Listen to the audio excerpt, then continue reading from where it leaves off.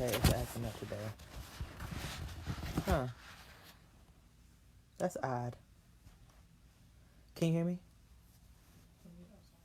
Huh? Can you hear me? Okay. I sound clear? All right. I don't know what happened from last time. That's very odd. Very, very, very odd. Hello, good people. I see that Kaylani is the only one on. Selena, you can come back on. I hope you're paying attention now. It was me. I had to hang up, Christian. My son is commenting to me about the live. I had to hang up. Okay, Selena, can you hear me fine? Give me some sort of thumbs up or send me a text message. I took some notes today, so I want to... Okay, Tiana, I see you on here. All right, let me make sure that I'm all set. I don't know why my iPad is acting like I had to turn my phone around. That's very, very, very odd. Okay, you hear me fine. Okay. All right, good people. Hello and welcome to the Soulstainable Living Literary Circle. For February, we are discussing oh, you can hear me? Okay, good. So we are discussing what are we going to discuss? Their eyes were watching God. Heart, heart, heart to you, Tiana, as well.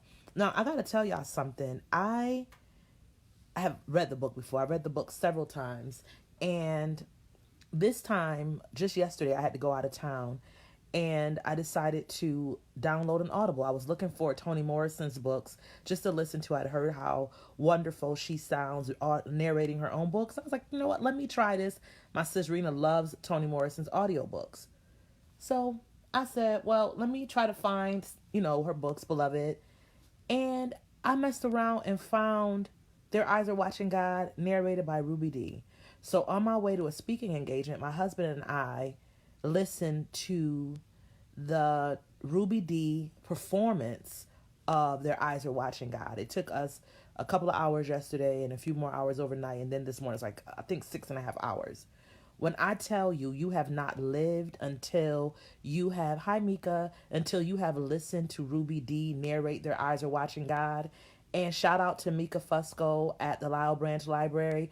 On Friday, we will be watching the movie with Halle Berry, Michael Ealy, and Ruby Dee played Nanny. So if you're available at 4 o'clock, come down to the Lyle Branch Library and you will be able to watch that free of charge. But I want to get up into this thing because I have some very strong feelings about Janie's narrative. And I just want to start off, of course, let's try to start at the beginning. And in this little bit of time that we have, we won't have a lot of chance to go over all of the details, but I want to pull some themes out similar to how we did before. I know quite a few of the people who are in our first chat have other engagements. Tonight is an award show here in our city, but we're going to make the best we can with the folks that we have online. So, Nanny. Can we talk about Nanny and her plan for Janie's life? Hi, Martha. And her plan for Janie's life. And just, full disclosure, I was raised by my grandmother. And I love a grandmother raising a grandchild. I know sometimes, it's necessary for grandparents to step in, particularly grandmothers, to step in when parents cannot do the tasks that they are assigned with raising their children. But you love this work, Martha. So we're talking about Nanny right now. So when we look at Nanny, give us some feedback about what you think about what Nanny tells when Janie is caught kissing, right? And Nanny has this flashback of the heartbreak that Janie's mother has caused for her and sets this plan into motion for what really impacts the rest of Janie's life. It was a very pretty girl who Nanny has all of these ideas about what type of life she wants for her. And once she sees her kissing that young man over the fence, that sets in a plan where now Janie is forced to marry this older guy that she's not attracted to. She has some love, desires in her own heart, but she can't do that. Now, have any of you were forced into a relationship because of somebody else's ideas about what you should have as far as love goes? Or were all of you free to make your own choices in love? I'll give you a moment to think about that.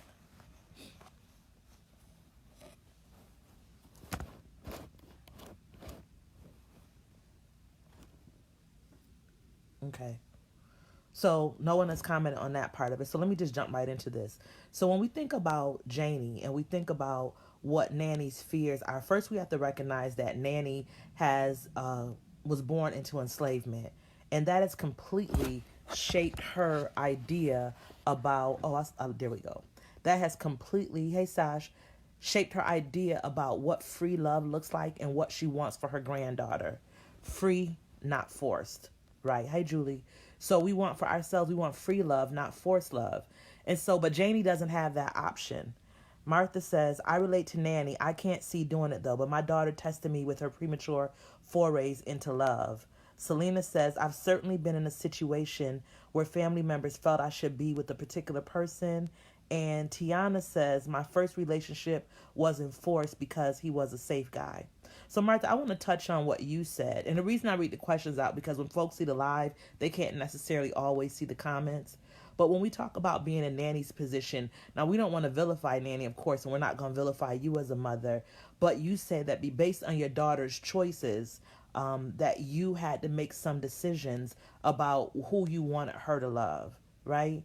And then, Selena, how did that make you feel? Well, anybody, how did it make you feel either being on the receiving end of somebody else's ideas about what you should get from love, or how did it feel for you having to enforce somebody else's ideas about how they would be able to get love? Because I'm going to be honest, in my own life, I didn't really have those parameters in terms of who I could be free. In some ways, I wish there were some guidelines. I wish there were some things that were, expected of. And it doesn't mean that people didn't want good things for me. But I think that sometimes when we are in relationships or we are in spaces where we haven't healed our own broken hearts, and that goes for mothers and grandmothers, because we sometimes forget that they're people too. And I have a daughter, and my heart was broken very young. Selena says she felt suffocated and shackled. And so we can see with Janie how she starts rebelling and how she is so heartbroken because she feels some of that that suffocation, and shackling. Okay. Martha, let me see what you say. I also married who I married because I didn't feel able to not be with him because I felt of how I felt pressured to validate the relationship. So of course thank you all for your transparency. So of course we're not living in the 1930s and 40s like Janie was, and here we are in the 20th and 21st century still having some of those parallels where either we're forced into a relationship based on other people's expectations, or we hold those things inside of ourselves and we live out other people's ideas of how we should have love. Tiana says, I knew I wasn't happy and I needed to make my own choices. I had very strict guidelines on the type of person that I should be with, and I found out that the only person who has to be unhappy is me, not anyone else. I had to make my own choice. So we see that Janie moves from making choices based on other people's ideas when she has the misfortune of being placed in a relationship with Logan. But then we see her leave off with Jody. And then we see her again being able to craft a new idea of what love looks like when she finds Tea Cake, or Tea Cake finds her, Martha says, it taught me a lot to want for her to learn her own heart and her own life for herself. It freed me through her trials to free myself and find out I didn't love the men in my life as much as I loved who I wanted him to be. So let me ask a question. Do you think that we craft our ideas more for other people, or do we craft our ideas for ourselves? And particularly as Black women and other women of color, how do we think that society has ideas about the ways that we should love? Hey, Anne-Marie. Like when we look at Janie was a special sort of girl in her grandmother's eyes. And her grandmother wanted her to have something that she didn't have. She didn't have the ability to choose freely because she was raped by her enslaver, and then her mother was raped by the school teacher. And so none of them had a chance to love in the ways that it seemed like they should be free to love. And so we talk about, moving from society and moving from other people's ideas of what we should do to finding a place where we can love on our own volition. But I know that's not really the truth of our real lives. Like, we break ourselves in parts trying to get to what we consider free. And that's what I hope that people took from Janie's story, even though it has such a tragic end, that the last images we have are of her being able to walk into her own ideas about what love is. And I picked up a quote.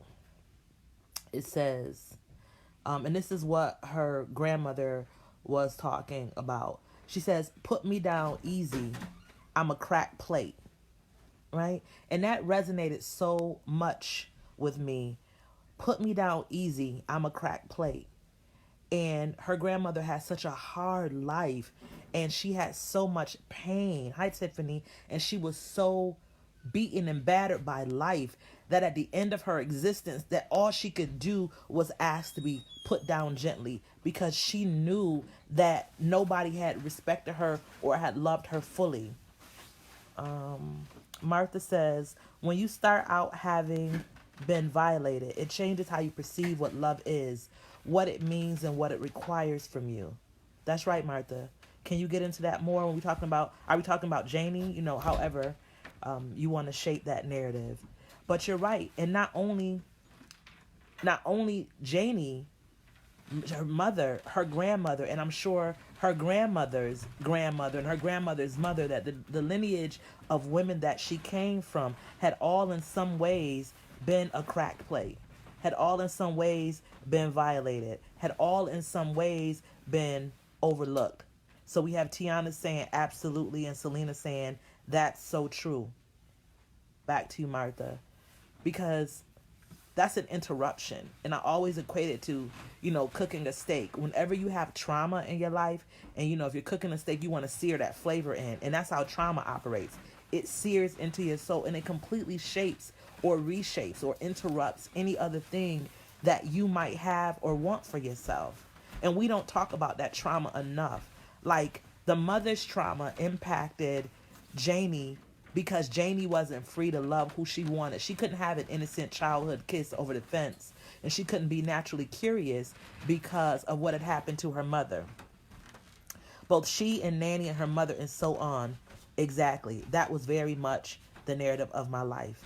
And I'm hoping that means that in this generation and with your daughters, that thing is healed. And I say this all the time, that my daughter is me without the scars, that she doesn't have to revisit the pain that was inflicted upon me or my mother or my grandmother and probably my grandmother's mother, right? So I wanted to be able to help her get to a space, so much as I can control, that she wouldn't have to suffer this violation. Selena says trauma is an interrupter. Martha says you tend to move from fear, not from strength. That's right. But Martha, I want to say that people think that fear is strength. That we'll tell folks, we start creating these narratives about angry women and strong women and tough women, and we don't understand that there are so many broken women who, as Nanny has said, they are cracked plates. And they've had so much trauma, and people haven't taken up for them. Because Zora Neale says that, and I got to say the pejorative, nigger woman is the mule of the world, that she realized that in her own lifetime that she had been, as she called, different men's spit cups. She didn't want that for her daughter, her granddaughter, right? And so she operated from a place of fear. Tiana said, childhood trauma changes the woman's narrative. I moved from fear. That's right. And we have to talk about fear, and we have to talk about the ways that it interrupts not just our romantic relationships, but our relationships with our children, our relationships with our partners, our friends, our relationships with our employers, but most importantly, our relationships with ourselves. How many of us do negative self-talk? Like Janie's walking around thinking that she wasn't valuable, even though in her heart, she always wanted something different. She didn't want Logan. She told her grandmother. She tried to advocate for herself. She tried to exercise agency and operate from a place of, listen, my heart is broken. I don't want this man. And it seems so petty because she was a child, but she was a person, right? And she knew what she wanted, but nobody could hear her. And because of their own violation, that noise of fear operated so much higher. Hey, Keandra, that her place of fear operated so much higher than any other thing that Nanny could give her. Like um, her mother's life, Janie's mother's life, could have been something that launched them into a greater. That they could have said, the grandmother could have said that what happened to my daughter was a travesty, and what I'm going to do with her daughter, not only I'm going to love her, I'm going to heal. Hey, baby, I'm going to heal, and I'm going to help her get to the healing that she needs to live her best life. I'm not going to raise her under my fear. And I talk about that a lot when I'm in my classes. I say some of these babies, hey Angela, some of these babies come into this world and they're crying not because they're taking their first breath, but because they've been violated and they've been hurt in the womb. And they can't do anything but try to suck in all of that trauma. And they've been spoon fed, or they've been, incubated or marinated in trauma. Right? So when we look at the relationship between Janie and Nanny, how do we see that Nanny has interrupted Janie's life? Is Nanny at fault? Right. Selena says right. Is Nanny at fault, or can we understand how her fear for her daughter? Okay. Anne Marie says, how do broken people operate in a way that doesn't come from fear to positively impact their children to operate in freedom? What do you think that requires, especially with a lack of discussion on some really difficult topics? How do you break that cycle if it is your only point of reference? So Anne-Marie says, hey, OJ. So sis, what I say, I can only use myself. Hey, Ponytail. All I can do for my own self is to use me as an example. And I know that I'm highly evolved, but I was young, very young, and I didn't know. I've been honest my whole life, and I just keep talking. And any broken person that comes in my space, I try to talk to that space. So I realize that there are mothers and daughters who will never, or grandmothers who will never be able to get to healed. That they'll never, in their generation, be able to fix the things that were broken between them, right? Nanny was, at some point, we understand that she harmed her granddaughter, even though she really loved her. For me, I really just try to get information. I go to counseling. I talk to I'll cry. I'll call y'all up and cry for everything and anything. Hey, sis and Tebba Halang. Selena says, I think that may first require an admission or acknowledgement of your brokenness. Yes. Sis, and that's what we do.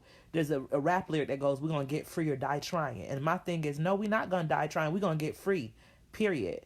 Like, we're going to get free. And there's too much information in this generation for us to feign ignorance. But you got to have a crew of people that's willing to call you out on your stuff. And you got to be honest with yourself. Nanny wouldn't have been able to do that in the 1930s. There weren't enough resources for that. So we're looking at a modern lens to something that happened before, right? But we have to, in our own generation, be open and honest. Martha Stinson says, I wanted the same for my daughter, and it created fear and resistance, which people perceived as strong or strict. It actually created the things I hadn't wanted for her in other ways. Now it's so difficult moving forward as adults with emotions that are stunted and twisted and underdeveloped. Now we have to try and teach or parent, and we don't have a whole self to do that from. A lot of time we try to find protections for our experiences without realizing that we are doing damage ourselves. Come on, sis, with that good word. Selena says, come on, sis, free is everything. Martha says, you also got to know what you don't know. And so I want to jump on what you said about parenting and how we try to protect ourselves. I've been very scared as a parent in a lot of ways. I have 3 children who are now young adults. But I've tried to be open and honest about the things that will even embarrass me. Like, I was a fool in my first relationship that I ended up having a child in. And I told my kids that. I was like, I was a fool. If Takia Graham could meet Takia Young, she'd tear her butt up. But I wanted my life to be a lesson for my kids. And I knew that me trying to protect some false image of me was not going to do not just my kids any good, but me any good. So when Nanny talks about her own cracked plateness and how she's so broken, tell Janie what that brokenness looks like. I loved hard once, right? Lauryn Hill told us that. I loved hard once. And I gave up parts of myself that weren't for the giving. And maybe even if I don't know what that means and what that looks like, I'll say to somebody, help me. That's the best thing that has saved me, because I asked for help. I model myself after things that I want for my family. I also ask my children, what ways that I could be a beneficial presence to them. But I also talk to myself, and we'll revisit this theme all the time, when we have to say that even though I'm 46, I'm 45. I'm also 13. I'm also 6. I'm also 5. I'm every single age I ever was. I'm every single person I've ever been. And sometimes I have to be kinder to myself, right? So when we look at Janie, when she's married off to Logan Killicks, and she's so angry and she tries to tell her grandmother, like, this isn't what I want. How many of us as women have heard our daughters or our sons or ourselves say, this is not what I want? But because we have some image, maybe we're in a church, or maybe we're in a community, or maybe we have a reputation, or maybe we have a Facebook Live or a blog or a podcast or a job or a women's conference or something, and we feel like we have to walk up under other people's ideas of ourselves because we have bought into that narrative of the perfect person. But a lot of times we're walking in those unhealed spaces. Come on, Tiffany. That's right. Tiffany says yes. And so when we look at Janie, we can look at Janie and say, oh, she's petulant, she's spoiled, oh, she's a beautiful woman. She knew from the beginning what she wanted. But society did not create a space for her to be able to get those things, right? Selena says, come on, sis. We have to acknowledge our truth. This isn't what we want. That's right. And to cycle back to Anne-Marie's thing, how do we get there?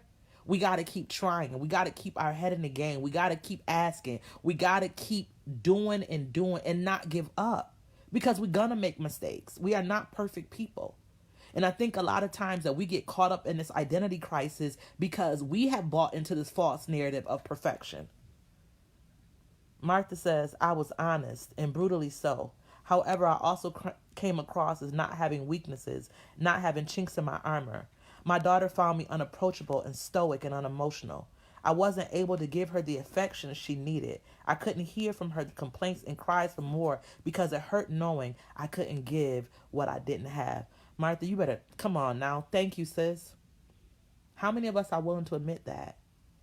Like, we can look at Nanny, and I asked a little earlier, when we see her, or do we think she's right or wrong? But she really was doing the best with the information that she had. Anne-Marie says, false narrative of perfection, this right here. That's right. And so how do we work towards creating spaces where we can talk to our daughters? Because, Martha, I want to come to you and say, you still the little girl inside. That part of you is that little girl raising this grown girl, and you still hurting. What kind of mother do we think Janie would have been? Who talking to her? Who has ever been taught to be vulnerable? Who has ever been taught how to be in a relationship? How many people are watching other people? I have a friend who was married before I was. And I didn't know when I first got married. I had heard that marriages were supposed to be like honeymoons the first year. I just didn't know. And I had never been up close to somebody's marriage. And so when I got married and me and my husband were falling out, I thought it was just us until I mentioned it to my girlfriend. And she was like, oh, well, we've been fighting every day. And I thought, what? Y'all have issues? But nobody told me anything. And that's why I made a commitment that when people got married, I would always lay my marriage bare. And it's not about me telling my business, but so many of us are hiding things. Maybe Nanny could have healed if she would have had somebody like Phoebe. Remember how Phoebe listens to Janie's story at the end and she's like, oh, I'm going to ask my husband to take me fishing. Martha says all of that. But so many of us are so busy trying to live into this false idea that we keep all of this stuff private.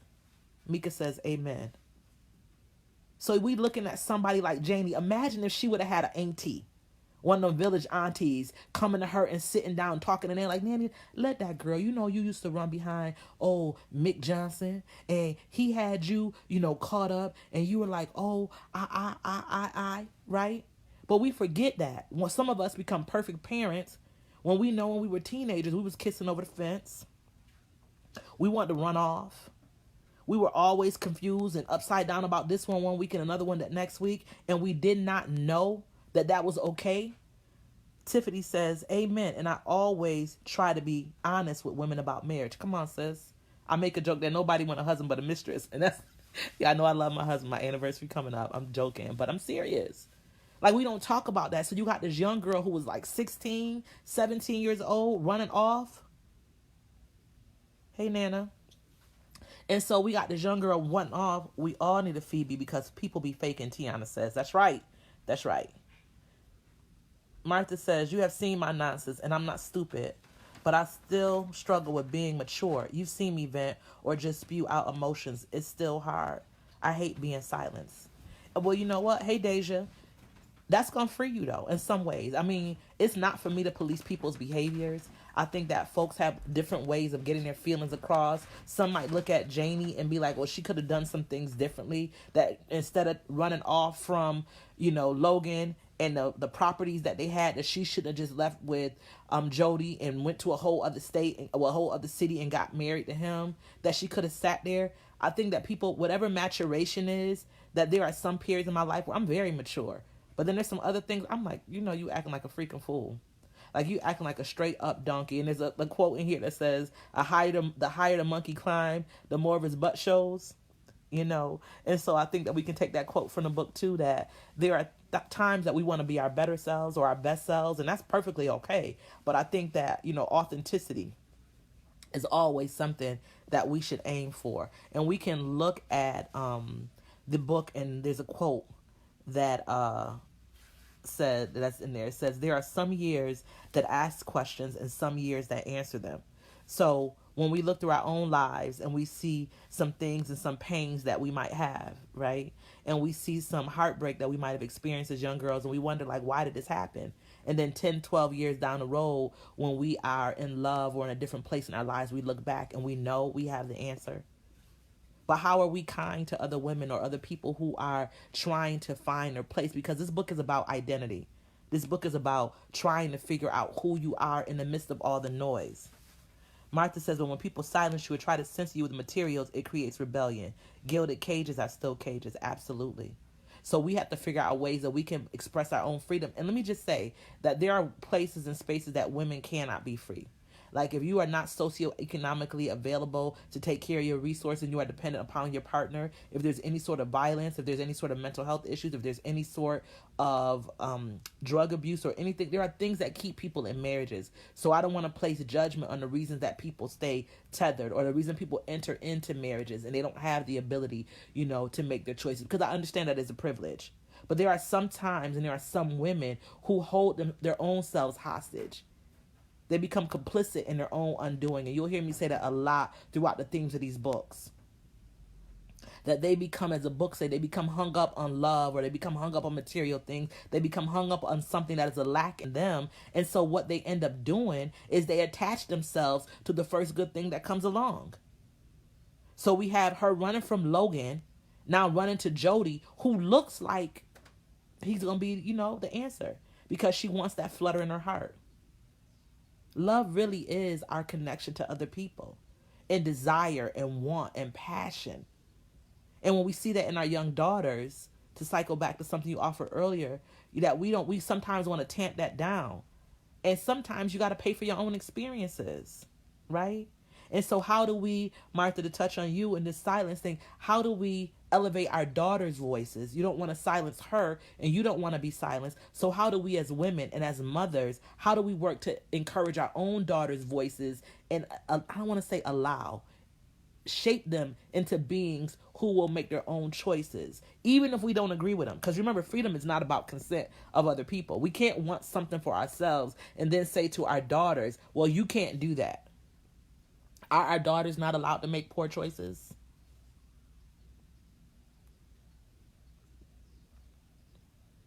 Okay, y'all reacting. Thank you for the hearts. Thank you for the likes. Thank you for the hearts. I'm so grateful. There's a quote in there that Nanny is telling Janie, and she's talking about mouth kissing versus foot kissing.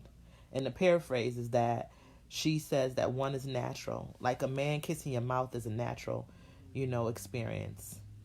But a man kissing your feet places you above him and he comes to resent you. How do you think this book talks about, hi Avera, how do we think that this relationship, talks about relationships between men and women or domestic partners, or, we're saying men and women. I understand that they're same gender partners and people who are non-binary, but this is a heterosexual love story.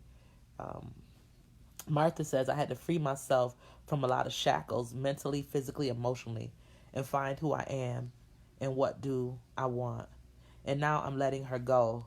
Be free to be the same. It's her life. I had to acknowledge her life as her own, and she has to know for her. She has to know for her. That's powerful. Because we think that it means giving something up for our daughters. Like Nanny could not see that what she was doing was putting her granddaughter in a cage, to use the metaphor, the image from earlier. That even though she was trying to create a space for her daughter, her granddaughter, to be free and to be better than her mother and her grandmother, that what she was doing was pushing her away from her. Y'all know that when you move something from a child, it makes them want it more. And then we see what happens, that she revolted and she rebelled. Julie says, daughters can make bad choices, but giving them that freedom is hard. I think I can prevent the bad choices somehow, but that's only possible if I remove her freedom of choice. That's right. Because it's natural for us as mothers, as people, to want to go and protect our daughters. Christian, can I have some Kleenex? We want our daughters to have better. There's a box of Kleenex right there. To have better choices right there in the book, on that bookshelf. Choices than we have as people. And so in Nanny and in her desires for her daughter, thank you, sir, that we see her own fear, to get back to fear, right? That can we really love from a place of freedom? Like, what does free maternal love look like when you have experienced trauma? And that goes back to Anne-Marie's question earlier. Like, when we look at the things that have been done to us and to our bodies and to our mothers and aunties and grandmama and them bodies, how do we move to a space of healing? And how do we move to a space of healing within ourselves? Because Janie still, by the end of the story, she hasn't gotten that healing. She's gotten a better understanding of her pain, and she's gotten a better understanding of her love. But there is something that is still missing from her heart. There's still something inside of her that has not been fulfilled. I don't know, Daryl, if I have a cold or not. I know my nose is running. I don't know, I might. My allergies, my daughter is sick, so I think I might have a cold. I don't know, I might be getting one. But anyhow, so when we look at that healing, and when we look at the ways that as women sometimes we are not able to express ourselves. Angela says, thank you, Daryl. Angela says, that's hard, sis, sometimes when it seems like your daughter wants to follow your path, but she doesn't understand the struggles you have encountered. Hey, Jay. Sis, you're right. I know I'm lucky right now that we have, in my own daughter, thank you, Jay, that in my own daughter she just is on whatever a quote-unquote right path. One of the things that I do believe that we have to do as mothers is to get out of our own ways and get out of our daughters' ways. And I don't even know what that looks like. My daughter's only 21. Some of you might have older daughters, and you might not have to deal with some of the you might not have to deal with some things yet that we've encountered. I know I had a very different life than my daughter has. And so in some ways I expect her to be a better person than me. But I'm scared. I've been scared because of things that have happened in my life. So I resonate with Nanny a lot, in terms of what she wanted to prevent and what she was trying to do for her granddaughter. But I think that it really makes her hurt a lot if she's not able to express herself, if she's not able to say what she wants to say. And if she's not able to be the woman that she wants to be. Okay? And I just believe that there are times when we as women and we as mothers have to step beyond our own fear. And that we have to be more available to healing, right? And we have to be more available to letting go of our own pain. This reasons so well. Nowadays, I'm telling my daughters to do what they feel is best for them. But all in all, I'm protective and in guidance mode. Sigh. Beautiful contradiction progression. That's right, Deja. And that's what it comes down to. Like, it's like this contradiction. This beautiful progression of pain. I don't know who Jay and Daryl are, but if those y'all people, they just jumped on our thing, I just blocked them real fast. I'm not with the jokes. I'm not with the shenanigans. I don't know where they came from, but they will get all of this smoke today. So if there's any trolls that are listening in or trying to be funny, I'm not with it. The Soulstainable living is real. Like, I'm truly a beautiful and peace loving, but I don't play about my page. So anybody that got jokes, and they weren't rude yet, but I felt like it was coming. I don't recognize them, and they don't look to be the demographic that normally would be on this page. So just a warning to any trolls, please don't bring it. But in terms of speaking to, parenting from places of fear and trying to craft daughters who are, I don't know, free, man. Like, when I look at my own daughter, I try not to just look at her through me. Right? Because I think that's what happens sometimes too, that we just look at our daughters through ourselves and we're not able to see them as their own persons, and we don't understand evolution. So Deja, when you talk about a beautiful contradiction and progression, that we have to remember that who we are yesterday is not who we'll be today, or even right now, that in even one moment we can change. Right? And so that's the thing. And I think I struggled with Janie's story because I kept yelling at the book saying, why didn't she do something different? And I think, Martha, this goes to, hi, Julia, that this goes to something that you spoke of, or like, how do we do something different? Anne-Marie, you asked that, how do we do something different? How do we change a narrative that we have been spoon-fed when everyone around us is doing it? Or if they got the antidote for being free, they don't want to tell it. Because some of us have friends in our circle or family members in our circle who have gotten free. And what they don't do is they don't share the recipe. Selena says, right, and we look at them like they're supposed to be an extension of us instead of an independent soul with their own thought and emotions and experiences. That's right. I have to trust she learned something from watching my struggles. I have to allow her to lean on her own. She hasn't, had my life. She has had her own life, and it's a different filter. I try to trust that she was raised with enough principles to say that eventually she will find her own way. That's right, Martha. And Tiffany said, I don't have daughters, but I was responsible for raising my baby sister, and that this all speaks to our experience.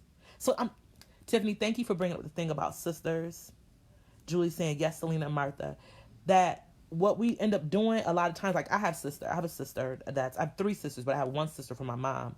And sometimes we try to use our own lives as an example for them not to make some of the mistakes that we have, and that can get in the way. See, Janie only had Nanny, and then for the rest of her life, pretty much, after Nanny died when she was like 17, she was just out there, just stumbling along. And there were no women because of her husband, kept her separate from the people. And some of us know about that because we might keep ourselves separate from the people, or we might keep our husbands, somebody's husband or fathers, or somebody keep you separate from the people. And in that way, you can't get your healing, because you don't have anybody to talk to. Some of us right now on this thread have our own pain that we sitting in a silo with.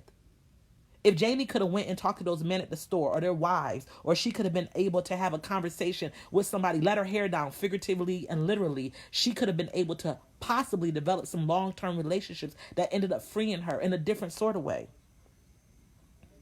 Why do they always want to do the dumb shit we did, though? I don't know, Martha. My daughter hasn't done it. So I can't speak from that. I don't know if somebody else can chime in. I told you, I've just been blessed. I just, and I had no rationale for doing some of the stupid stuff I did. You know what I'm saying? And I don't know if it's a rite of passage. I don't know if sometimes we think that we're doing a better job than we are, that we really haven't, because maybe we parent from so much fear that we've been so busy telling them what they can't do that we forget to tell them what they can do. That we sometimes forget that women are women first before their mothers, if they are mothers to daughters. And I think our society places motherhood as a singular role. Like, if you are a woman and you are a mother, that is it. And I read something to this on Facebook the other day, that like if a woman is a mother, that's all she gets to be.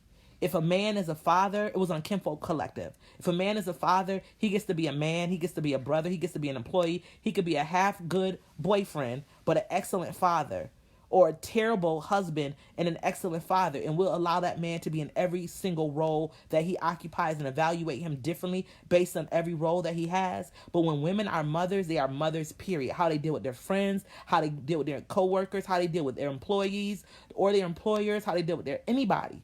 They're always filtered through the lens of motherhood. Now, that's removed from Jamie, but as a woman, that's the only thing she gets to be. She doesn't get to be a thinker or a dreamer. She doesn't get to play checkers with the men. She doesn't get to be an entrepreneur in the way that Jody is. She doesn't get to be a woman who has desires.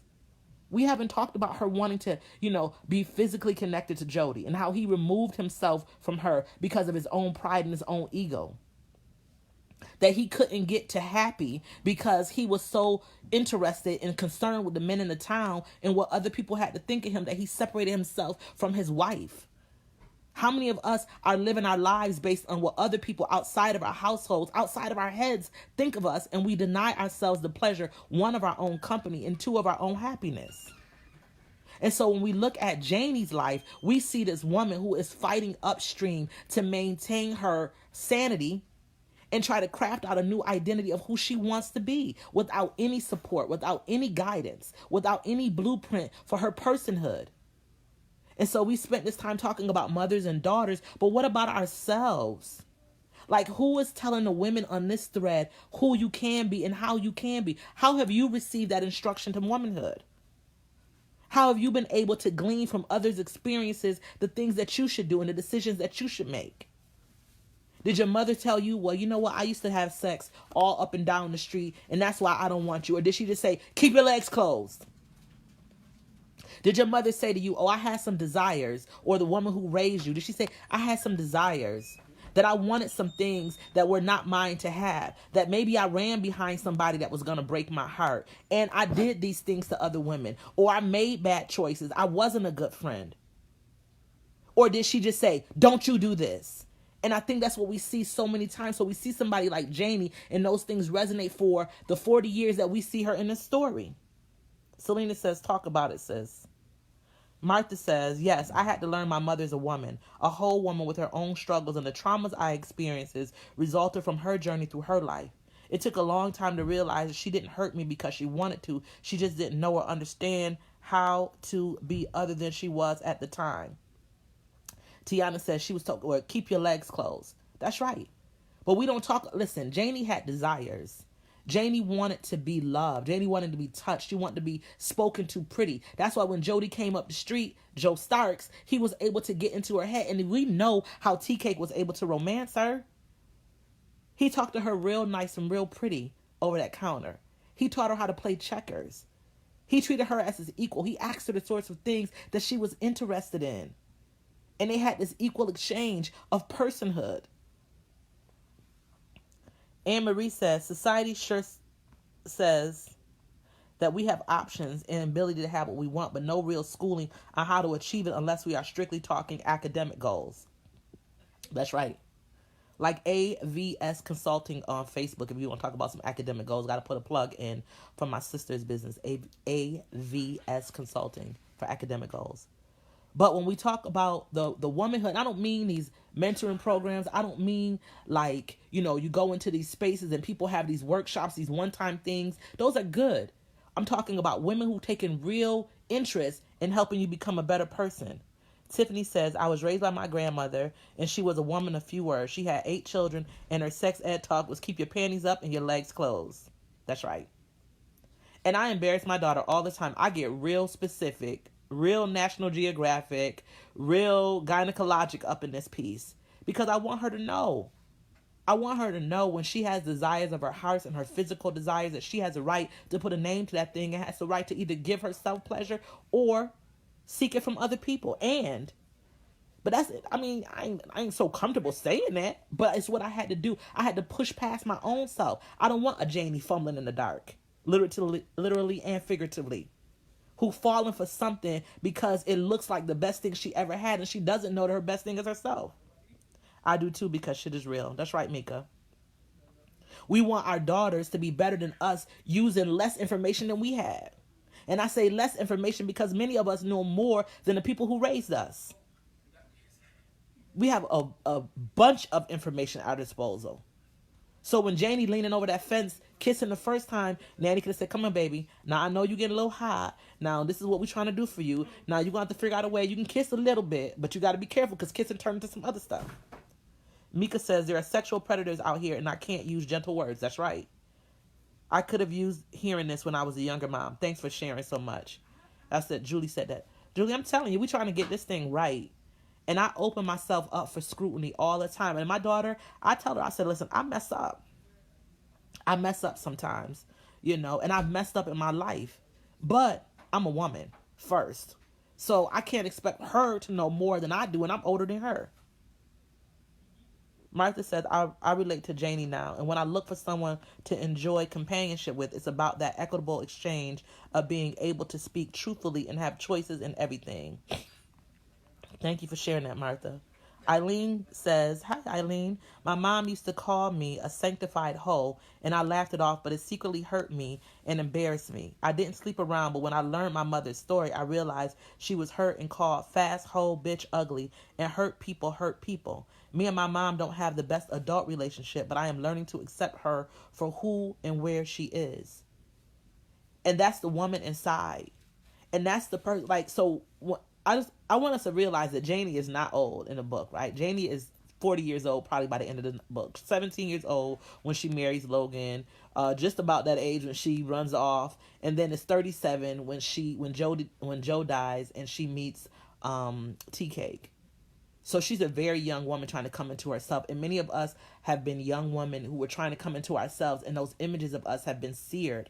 Whether they're false, whether they're accurate. If somebody shapes you and calls you a hoe, and that's why, let me say this, I resent when people look at young girls and they say negative things about them, like, oh, look at that little baby fast, like a little girl bat her eyes, or a little boy's a lady killer.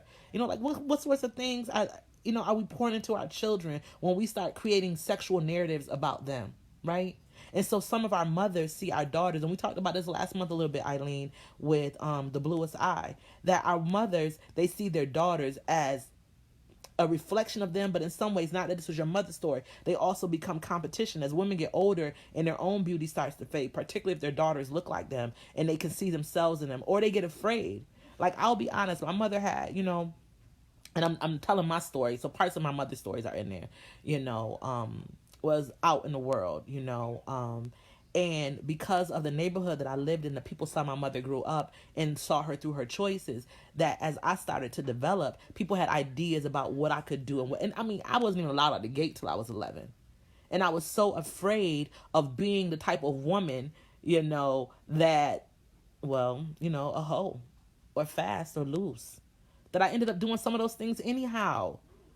I ended up, because of some violations to me, I ended up making some of those same choices and mistakes. Like, thank God that I wasn't killed from jumping in the car with people. That was a thing when I was growing up. You go walk around late at night and you jump in the car, go to a club. We didn't even know people. And I placed myself so I could see myself running off the road, down the road like Janie.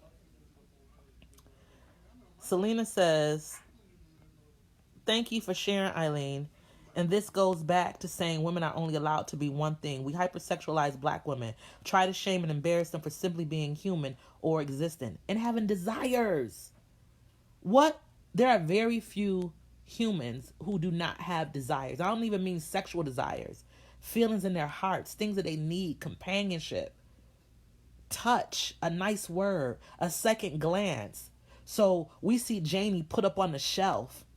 We see her separated from other people. We see her husband treating her as a possession, as opposed to a partner. And we understand that this woman can feel unfulfilled for 20 years. Martha says, see the see more thing. Same. When I got pregnant with my daughter, I was 21, and my mother's response was that I know who my child's father was. I had only had 2 partners at that time. It was very hurtful and said a lot of what I realized she felt or thought about me. Selena says, yes, having desires. And come on, sis. That's what I'm saying. Like, we don't have language to talk to our daughters. We talk to our daughters sometimes in ways that speak to how we think about women. Like, I don't want to say to my daughter, honey, you know what? I think that you might be fill in the blank. You might be going through some things. Your body is changing. That you might have a partner who won't see you as valuable. Or you don't have to be in love with every man you have sex with. That women have agency to do what they want with their bodies as long as it's consent. But we preach this idea of a woman's virtue as found between her legs, so somebody would discard Janie and make decisions about her value as a person because she ran off from Logan and then ran to Jody. So somebody says that the way Jody treats her is that's what she deserves because she wasn't right by that man anyhow. That's why so many people at Jody's dying bed were so unkind to Janie because they didn't think she deserved him anyhow.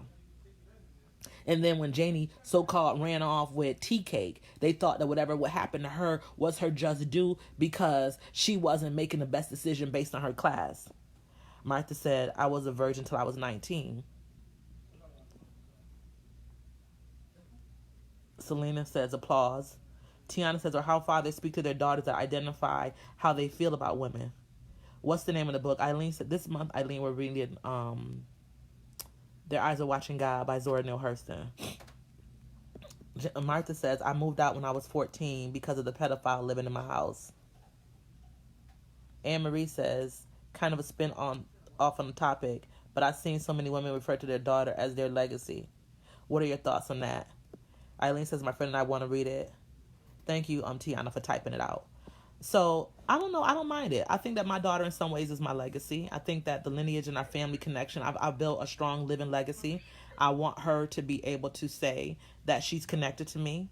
I think that I'm very proud of the work that I've done in this community and in my life, on myself first. And but I don't want her to be held hostage by that. I don't think that she needs to be judged through anything that I do. I think that she doesn't need to live her life based on the example that I've created. But I do feel that this work that I'm laying as a foundation in tandem with her, because she's a part of the process too. I bring her on in things and, we share a lot in terms of the things that I present to the world. We spend a lot of time talking to each other, crying with each other. I'm very open and honest about the mistakes that I make. So a legacy for me is not just the physical manifestation of, okay, a Takiagram scholarship or a Takiagram building or, Soulstainable living generation 2.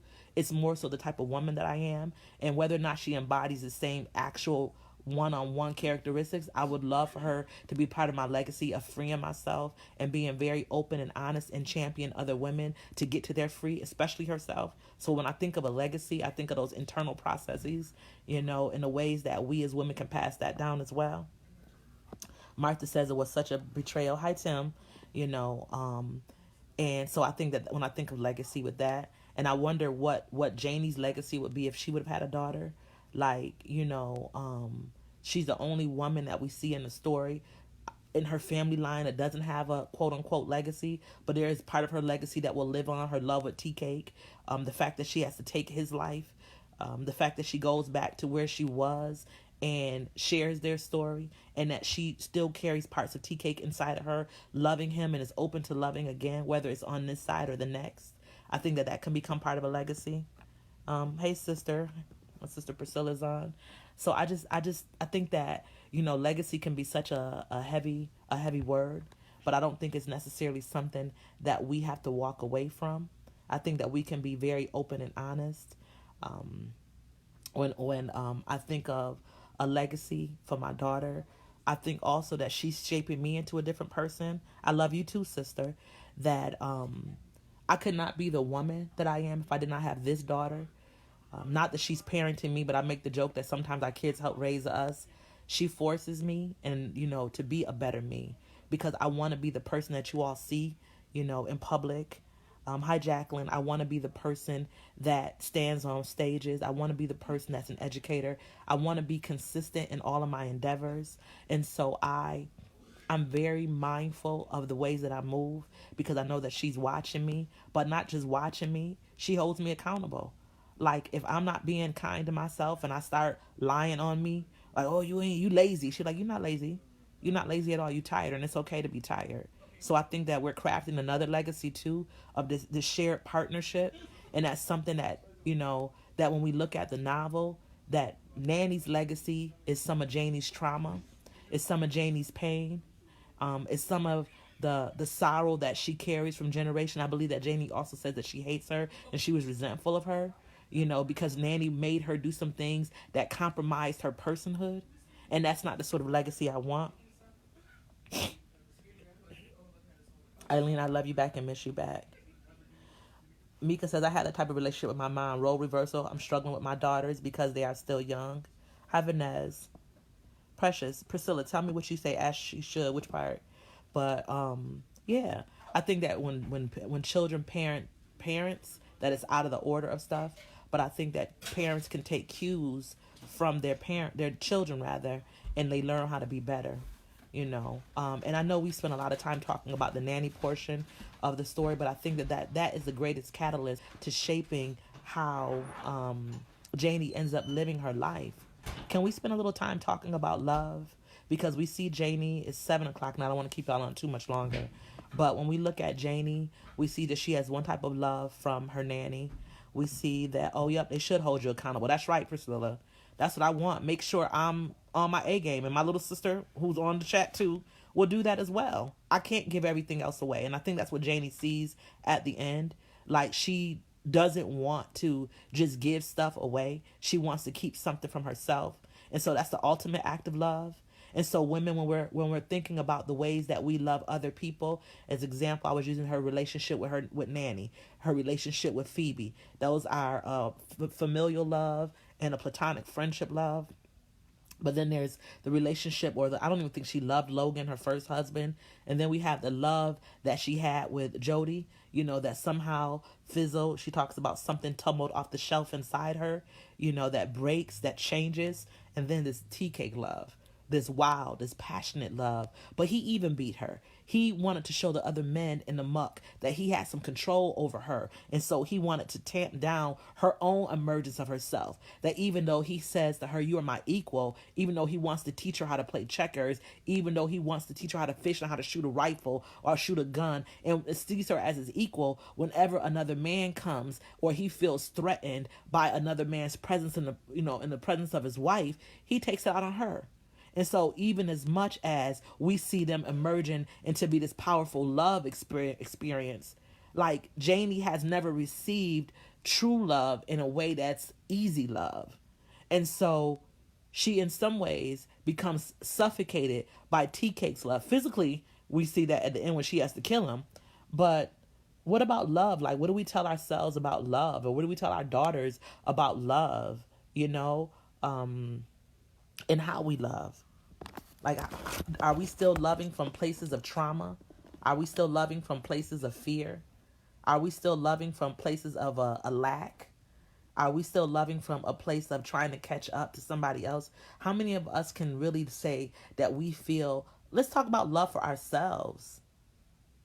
Like, how many of us have love, like genuine love for ourselves? Or is that something, Martha, you've been very transparent, about trying to break some of the strongholds in your past and really learn how to be a different sort of woman for yourself first. So how many of us see Janie, we can look at her life and we can see some parallels for our own trying to get free. Remember, we getting free, we're not dying trying. And do we share? Are we open about that sideways? Do we tell our friends and our sisters how we really feel about ourselves? Love is tough. What does that mean, Mika? Is it the action of love that's tough? Or in the book it says, love is like the sea. It's a moving thing. Priscilla says, love yourself first before you can love anyone else, because some people can and will take advantage of your heart. That's right. So we see that with Janie. I have learned that love is multifaceted. Yes. We see that with Janie because in some ways she's taken advantage and there's nobody there to protect her. And we know when you're not protected, whether you're a child or an adult, that people will do things to you and violate your love and your trust, even if they don't mean to. That even if they're operating from a broken space, because hurt people do hurt people, as someone typed earlier. But what we're trying to do is see that hurt people start healing. Hi, Lucretia. Eve said it best, love is blind. It can take over your mind. Okay, come on now, Priscilla with the raps. And this is exactly what I want you to do. Make connections between other pieces, like literature is one part, and then, popular music. Martha says, love requires honesty, truth, and willing sacrifice. Do we think that we have to sacrifice always for love? I'm always quoting Toni Morrison. She says, love is or it ain't, then love ain't love at all. That's what Paul D says to Beloved, and says to Setha and Beloved. So I talk about thin love a lot, but we're talking about multifaceted love and having love that's not blind, and people will show you a love that you want, not need. That's what Priscilla's saying. That's right. To give you love that your body can't handle, that your mind can't handle, that your heart can't handle. And since we're talking about nanny earlier, that we haven't had these conversations with our daughters or our friends and telling them, you know what, this is the kind of love like I've experienced, to the good or to the bad. Don't judge me for it. Help me through it. Tim says, love starts from within. External love starts from an internal love for oneself. And how do we get to that internal love? We've been talking about that a lot. And I don't know. I know what I've done in my own life. I'm very, very, very honest with myself. And if I do something, like if I'm jealous or envious or covetous, I try to tap that thing from the root. Like, what does somebody else's success, or what does somebody else's accomplishment, or what does somebody else's gain have anything to do with me? And what is it about you and your lack, or whatever you see as being a deficit that's playing into your own insecurities, that you can't be happy for someone? And I'll challenge myself and I'll check myself. And I realize that people don't always have that ability to do that. But that's, for me, has been my greatest saving grace. It is not this fairy tale thing we preach. Love is healing. Love is many things, but love isn't blind. It simply is willing to cover and shelter. Hey, Nate, and shelter. Hey, Nada. That's right. So we have all. So does that create a sort of blindness then? So is it love is blind and it covers? Love is being vulnerable and transparent. Thank you, Selena. Does it start from within, as Tim has offered? Love is actionable, and love requires a release of ego and pridefulness. Again, the book says that love is like the sea. It's a moving thing. It's ever evolving. So we see, Janie, from the beginning, that the greatest love, this is a love story. And we'll be showing the movie at the Lyle Branch Library on Friday at 4 o'clock. Shout out to Mika Fusco again. Because do you love yourself in the same way today that you loved yourself last week even, or last iteration of yourself? Like Takia Freer loves me in a different, deeper, more radicalized way than I could love myself when I was younger. I didn't have the language. I didn't have the bandwidth even. I didn't have the sisters that I have, my biological sister and my girlfriends who allowed me to cry, who allowed me to say I'm scared, I'm messing up, I'm afraid, maybe my marriage isn't going the way I want to, maybe my career isn't going the way I want to, maybe my hair's sticking all up over because I was taking a nap before. And they just let me be. But Janie didn't have that freedom or that luxury. She couldn't say who she was. We look at this black woman who was beautiful, who had so many things going for her, but because nobody poured into her, she could not evolve into her whole self. Love takes work. It isn't blind. It simply doesn't see your humanity as an excuse to break. But people do break though, right? People do break all the time. Look at Janie in the end. Her and Tea Cake, like he was sick with rabies. But he was already, something was already inside of him because he slapped this woman around when he thought that she was going to run off. She had no indication that she would run off from him. And love does take work. Self-work especially. And self-love takes work. And you can love other people if you don't love yourself. It's just not going to work out to the benefit of you at the end. That we're going to make some mistakes. That like Janie, we're going to keep chasing something externally that we can't feel internally, or we don't feel we can feel internally. So she went from Nanny's oppressive love to Logan's oppressive love to Joe's oppressive love to T-Cake's mostly freeing yet oppressive love. That she didn't get freedom till everybody was dead. Well, we don't know if Logan died because she ran off from him. People break, but love doesn't, and he didn't love her. Who was the he, Martha? Which he? Because you know there's a whole bunch of he's. You don't think love breaks? Or is it because we're the love? We're the, like, is love the action and the people are the thing that breaks? Or like, I'm just trying to wrap my head around it. But which he didn't love? T-Cake didn't love her, or Jody didn't love her, or Logan? We know Logan didn't love her. Logan wanted to own her. And he was too prideful. Selena, I think you said something. Or somebody up there. Oh, Martha said something about being prideful. That these people couldn't love each other in ways because they were prideful. And Janie was, we got to talk about the time frame again. And black women during that time. And her, T-Cake, he probably wanted to love her. Yeah, he probably wanted to love her. Always trying to work on all things. Glad I don't expect perfection. That's what Nada says. Right? And so we're talking about that imperfection and, whatever that thing means, and trying to get to whatever perfection is ends up leaving a lot of us stuck with ourselves too. How many of us can't change? Like, look at Janie at the end of the book. She goes back to the place that she left with T-Cake, and she knew she was going to be under other people's scrutiny, but she went back home to get her healing. Well, really, I don't think any of these men loved her. That's right. It was so oppressive. I think they all wanted to possess her. Love is imperfect because people are imperfect. That's right. But let me ask y'all, is imperfection a negative? Like when we think of perfection, right? Is perfection more harmful than imperfection? Like I like my flaws. I think they make me more human. And I don't mean like flaws of like personhood, of being like a mean person or a nasty person.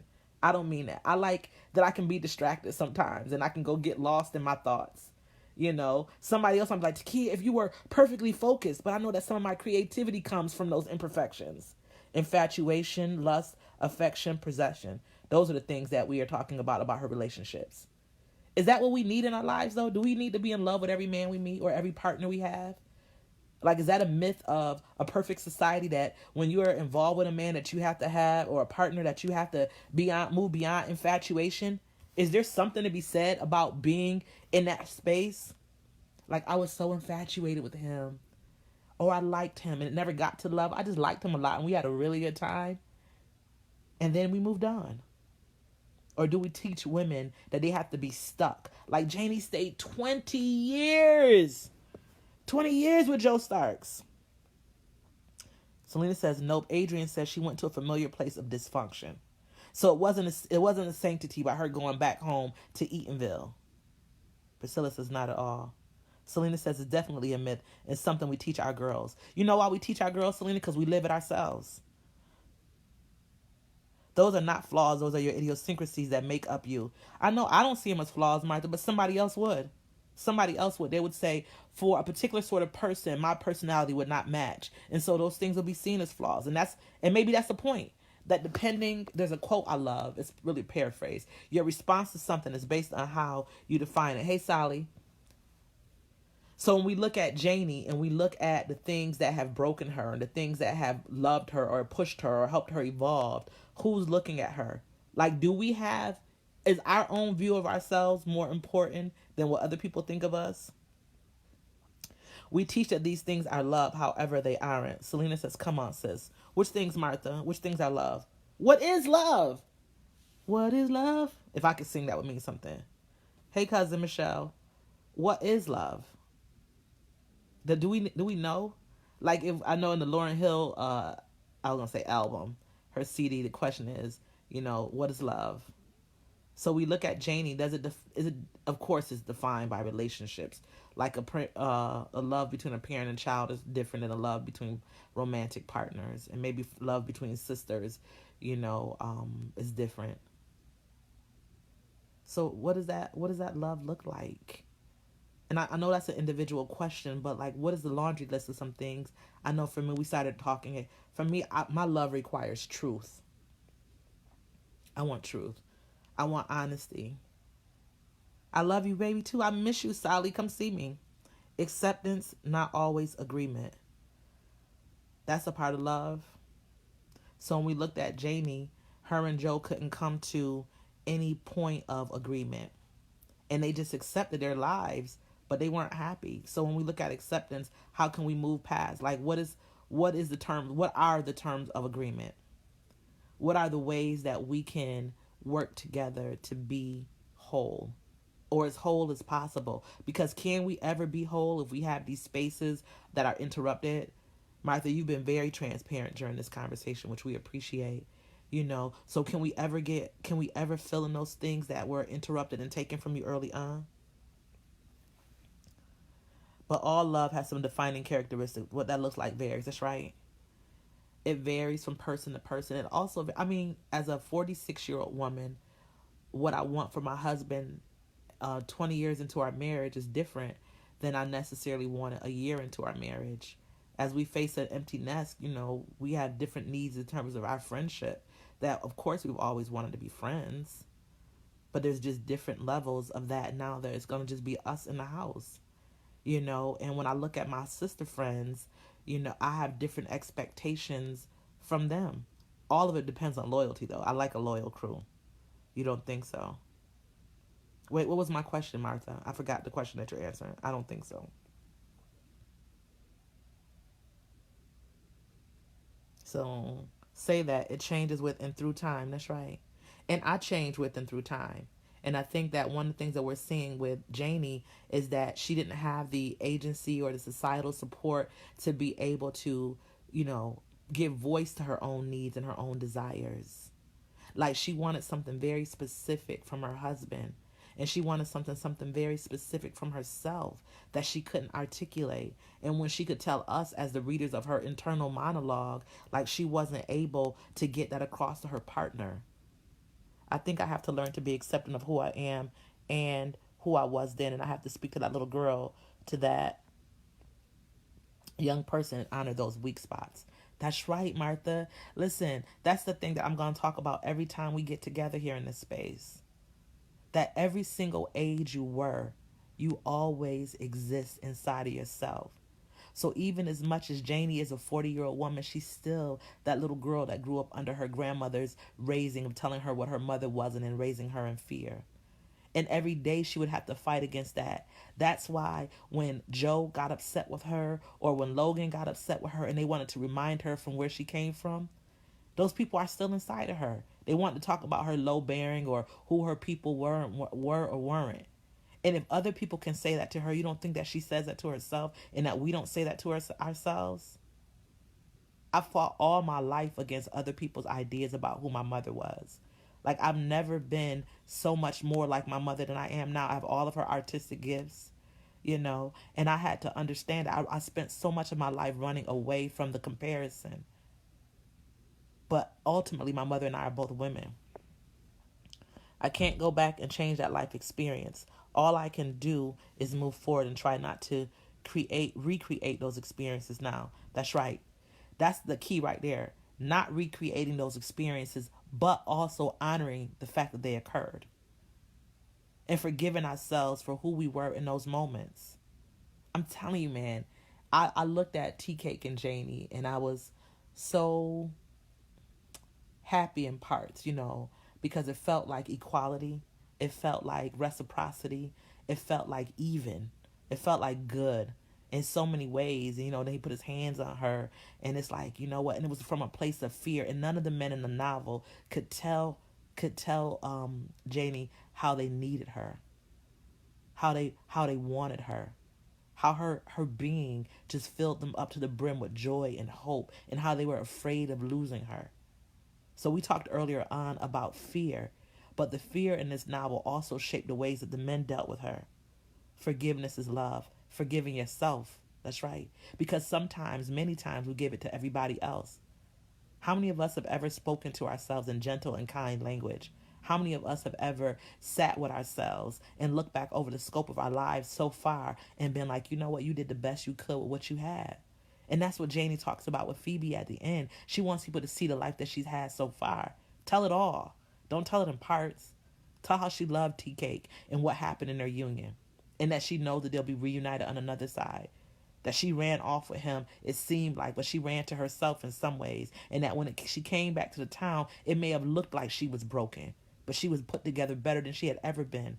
And maybe the symbolic, her freeing herself from Tea Cake, was also the real life her friend killing him off, because that became her disengagement from the men in her life who couldn't, as Martha said earlier, who could never love her. And so in closing, I just want to encourage each of us to think in our own lives how we can use Janie's quest for identity as our own litmus test for us to get free.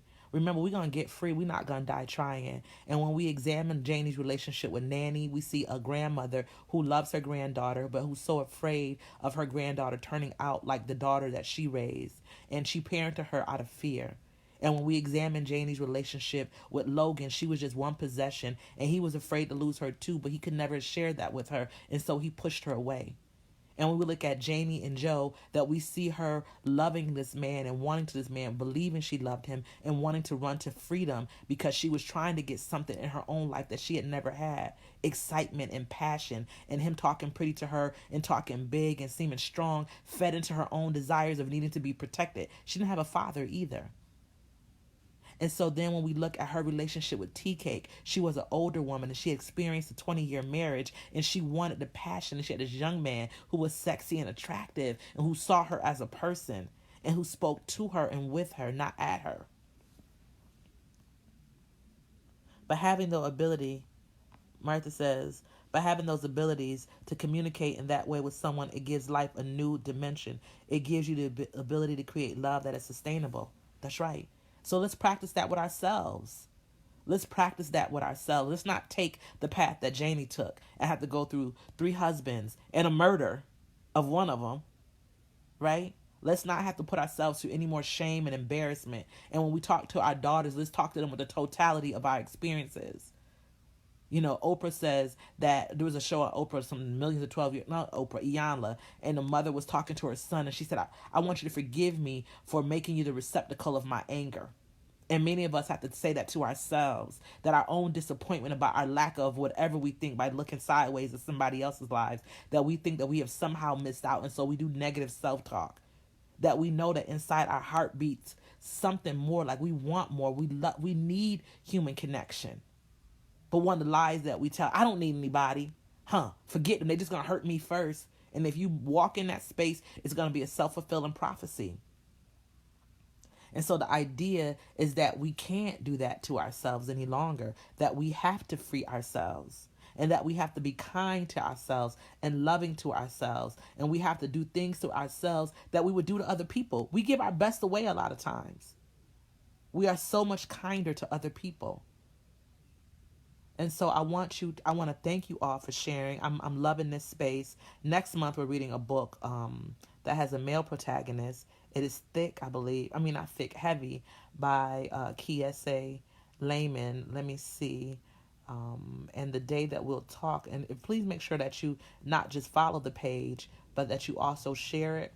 Let's see. 1, 2, 3, 4. March 22nd is the day.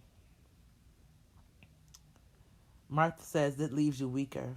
Julie says, I hadn't been thinking about how harmful negative self-talk is. Something to change. Martha says, I sometimes run back to that space of isolation as well, because we don't want to do the work. We don't want to have public scrutiny and one other person looking at us and holding us accountable. We talked about that earlier. Somebody saying to you, yo, you messing up. You're not doing the things that you promised yourself. And so we holding you accountable to yourself right here, Martha. You owe yourself better. You owe yourself more. You owe yourself freedom. You owe yourself the ability to see yourself and where you are at this moment. Flaws and all.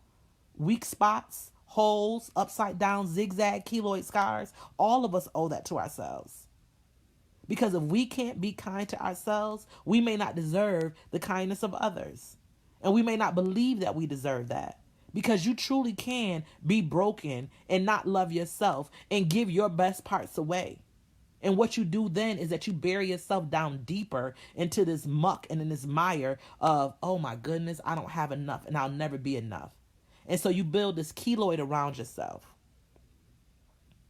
Hey, Dr. Myers. Oh, you missing a lot, Dr. Myers Small. We on the end of this thing, but you can replay it. We're talking about their eyes were watching God, and about us. Our eyes are watching God too, or Allah, Jehovah, the universe or whatever. So when we see ourselves in our fully actualized spaces, we got to be honest. We got to tell ourselves, yo, you messing up, and you are absolutely beautiful, and you are doing your best right now in this moment. That's all we can ever ask for ourselves, is that we give our best and do our best. And sometimes our best is only going to be 10% of our capacity, but that might be 100% of all we have to give it that day.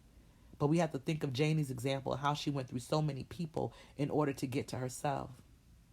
That she owed herself so much more than she was able to give, which is partially due to her racial identity, partially due to her identity as a woman, partially due to her being in the South, partially due to just society in the ways that we viewed black women, multiracial women at the time, poor women, women with money, women who were, submissive to their men.